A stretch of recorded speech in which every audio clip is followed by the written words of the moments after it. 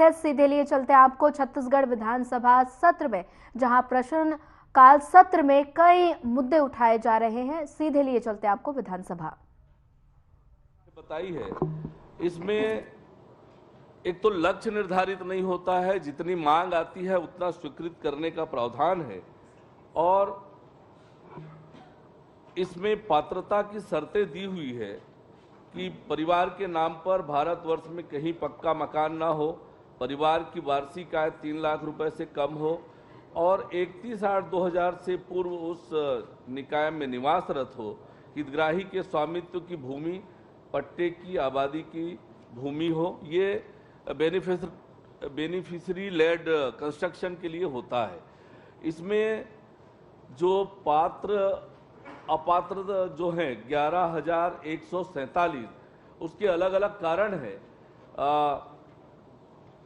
1415 जो हितग्राही हैं उनके पूर्व से पक्का मकान होने के कारण वो अपात्र हैं, और 2848 जो अपात्र हैं वो या तो तालाब के किनारे का मकान है, हाई टेंशन है, रेलवे की भूमि है, निकाय से बाहर है, क्षेत्रफल कम है, इसके कारण से वो अपात्र हैं।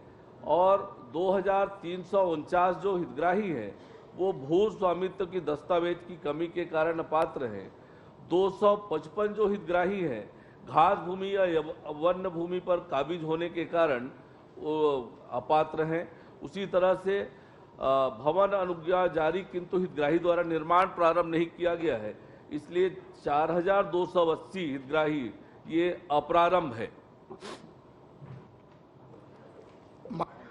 मेरा प्रश्न यह है, कितने आवेदन थे आपने तो बता दिया, उसके बाद क्या जो काबिज हैं और उनको मतलब आपने कहा कि काबिज के अनुसार है और उनके परिवार में अद्यतन नहीं हुआ, क्या उसको पुनः जांच कराएंगे? ऐसे भी अधिकारी हैं या लोग हैं या अन्य है जो अपात्र के लिए पक्का मकान बताते, जबकि वो पक्का मकान में एक परिवार में 4 सदस्य हैं, 3 सदस्य हैं, ऐसे सदस्य का अलग अलग बंटवारा करके क्या उनको पात्रता निर्धारित करके आवास देंगे क्या?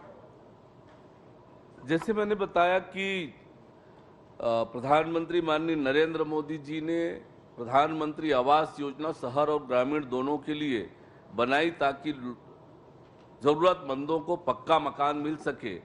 और जब से हमारी सरकार बनी है हम लगातार लोगों को प्रधानमंत्री आवास उपलब्ध कराने के लिए पात्रता अनुसार लगातार हम कार्यवाही कर रहे हैं।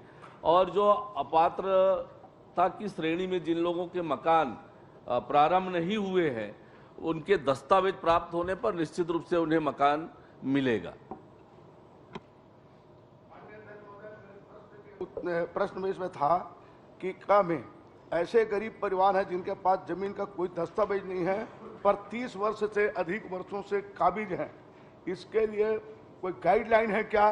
पर एक गाइडलाइन आपने मतलब छत्तीसगढ़ सरकार का गाइडलाइन क्या है? दिशा निर्देश के अनुरूप पात्र हितग्राहियों को वितरण कर प्रधानमंत्री आवास योजना शहरी एवं सम्मिलित, इसमें आबादी आपने सुरक्षित बोला है, आबादी सुरक्षित आबादी, शहर में सुरक्षित आबादी नहीं होता, नजुल होता है, और बहुत लोग सरकारी जमीन में काबिज हैं, वो 30 वर्ष से हैं, ऐसे पट्टे देकर क्या इनको आप हितग्राही को आवास दिलाएंगे क्या?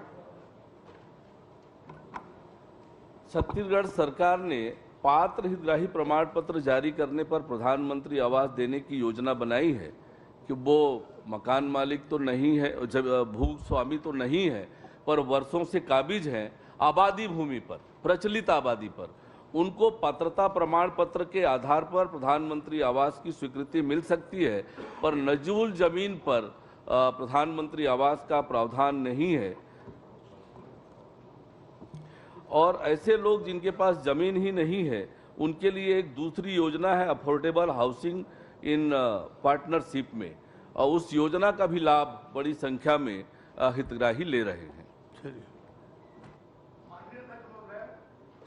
जो ग्रामीण भूमि है आबादी, उसे आबादी कहा जाता है, शहर को नजुल कहा जाता है, तो नजुल की जमीन में देने में आपत्ति क्या है?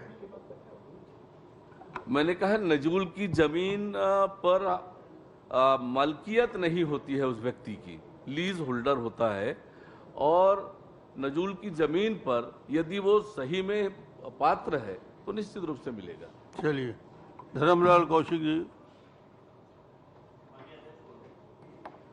मैं मंत्री जी से प्रश्न पूछा हूं,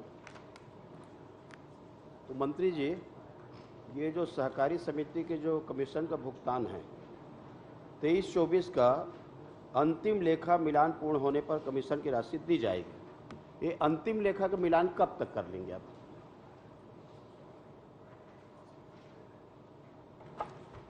माननीय अध्यक्ष महोदय, 23-24 के संदर्भ में माननीय सदस्य ने जानकारी चाहिए है, तो जल्द ही उसका जो धान का उठाव है वो पूरा होगा और उसके पश्चात जो अंतिम मिलान है वो हम करके फिर उसके कहते हैं जो राशि है उसको हम तत्काल दे देंगे।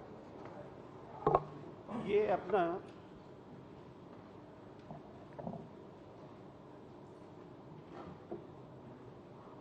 सूखा की मात्रा, ये जो बोर्ड। फिलहाल इस बुलेटिन में इतना ही। ज्यादा खबरों के लिए बने रहिए हमारे साथ। नमस्कार।